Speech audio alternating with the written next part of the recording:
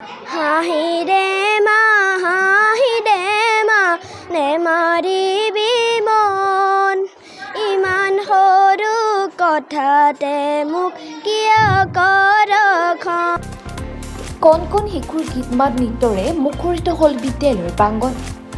দেশৰ প্ৰথমগৰাকী প্ৰধানমন্ত্ৰী পণ্ডিত জৱাহৰলাল নেহৰুৰ জন্মদিন উপলক্ষে কলিয়াবৰৰ ২ নং বি2বি প্ৰাথমিক বিদ্যালয়ত ৩খন প্ৰাথমিক বিদ্যালয়ে একেলগে শিশু দিৱস উদযাপন কৰে।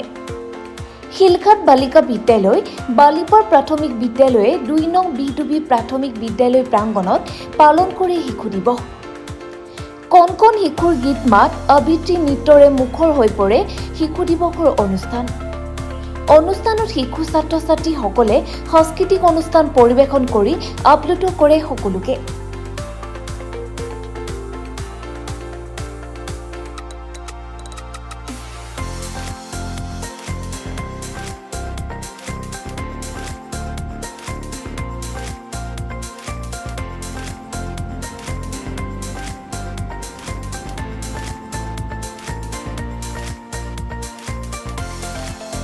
সেই দিনটো আপোনালোকে আৰু বিশেষ কৰি তুলিছে। 3খন বিদ্যালয় একত্ৰিত হৈ আজি অনুষ্ঠান কৰিছে। শিশুসকলৰ উদ্দেশ্যে কি ক'ব?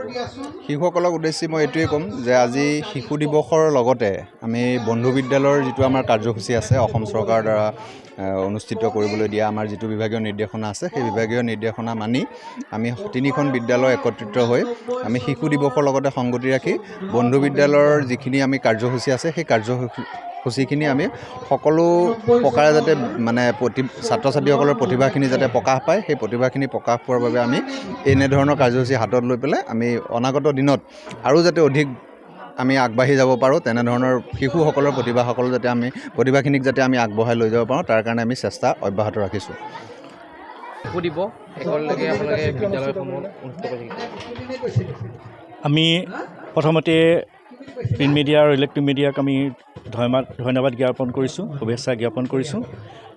14 নৱেম্বৰ শিশু দিৱস আৰু জৱাহৰলাল নেহৰুৰ জন্মদিন, এই জন্মদিনটোৰ সংগতি ৰাখি আমি 3খন বিদ্যালয় একেলগে অনুষ্ঠিত কৰিছোঁ। শিলঘাট বালিকা বিদ্যালয়, বালিপাৰ প্ৰাথমিক বিদ্যালয়, 2 নং বি2বি প্ৰাথমিক বিদ্যালয়ৰ ছাত্ৰ ছাত্ৰীসকলক একত্ৰিত কৰি তেওঁলোকৰ মাজত যি প্ৰতিভা আছে, প্ৰতিভাসমূহ বিকাশ কৰাই আমাৰ মূল উদ্দেশ্য।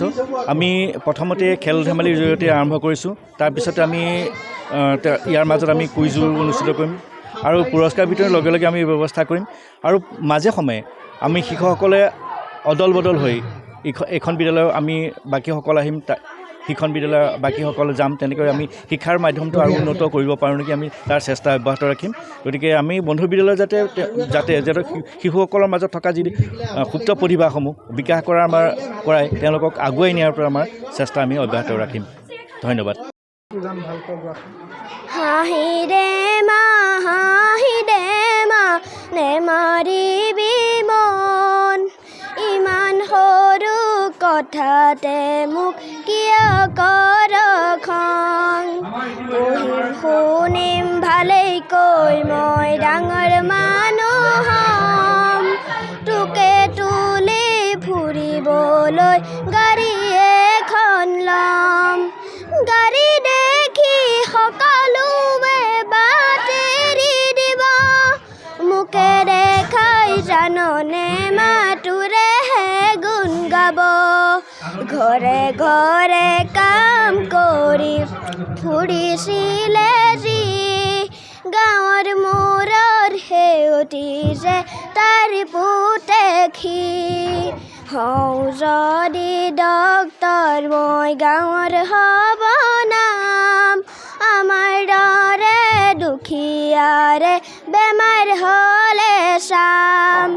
দেউতাৰ দৰে নিদিওঁ কাকো অকালত মৰিব, সেৱা কৰিম নেলাগে ধন আশীৰ্বাদেই যাব।